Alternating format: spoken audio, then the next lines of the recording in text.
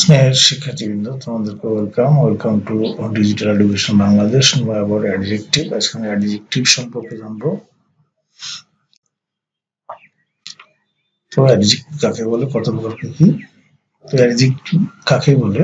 যে সকল ওয়ার্ড বা নাউন বা প্রোনাউনের দোষ, গুণ, অবস্থা, পরিমাণ প্রভৃতি প্রকাশ পায় সেই সব ওয়ার্ডকে অ্যাডজেক্টিভ বা বিশেষণ বলে। যেমন he is good boy, he is a good boy. এখানে বয়ের গুণ প্রকাশ করেছে গুড, অতএব গুড হলো adjective. The dog is black, এখানে ডগের রং প্রকাশ করেছে ব্ল্যাক, অতএব ব্ল্যাক হলো অ্যাডজেক্টিভ।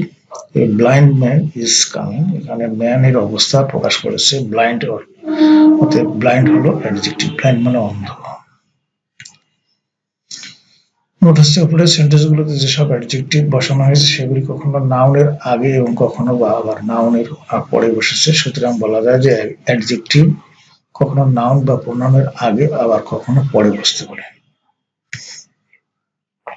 অ্যাডজেক্টিভের শ্রেণী বিভাগ।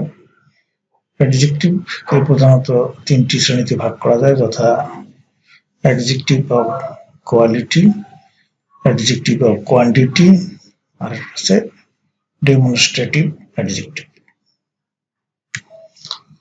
তো অ্যাডজেক্টিভ অফ কোয়ালিটি কাকে বলে? যেসব ওয়ার্ড দ্বারা নাউন বা প্রোনাউনের দোষ, গুণ, অবস্থা প্রভৃতি প্রকাশ পায় সেই সব ওয়ার্ডকে অ্যাডজেক্টিভ অফ কোয়ালিটি বলে। যেমন Sudip is a good boy, মানে গুড এর অর্থ হলো ভালো।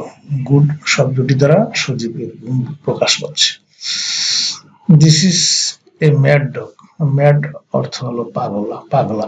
ম্যাড শব্দটি দ্বারা ডগের অবস্থা প্রকাশ পাচ্ছে। We have a white cat, white এর অর্থ দ্বারা সাদা, হোয়াইট শব্দটি দ্বারা ক্যাটের গুণ বা অবস্থা প্রকাশ পাচ্ছে। That is an ugly bird, ugly এর অর্থ দ্বারা কুৎসিত, আগলি শব্দটি দ্বারা বার্ডের দোষ প্রকাশ পাচ্ছে। অ্যাডজেক্টিভ অফ কোয়ান্টিটি কাকে বলে? যে সকল ওয়ার্ড দ্বারা নাউন বা প্রোনাউনের সংখ্যা, পরিমাণ প্রভৃতি প্রকাশ পায় সেই সব ওয়ার্ডকে অ্যাডজেক্টিভ অফ কোয়ান্টিটি বলে। যেমন they have two dogs, two শব্দটি দ্বারা ডগের সংখ্যা বোঝাচ্ছে।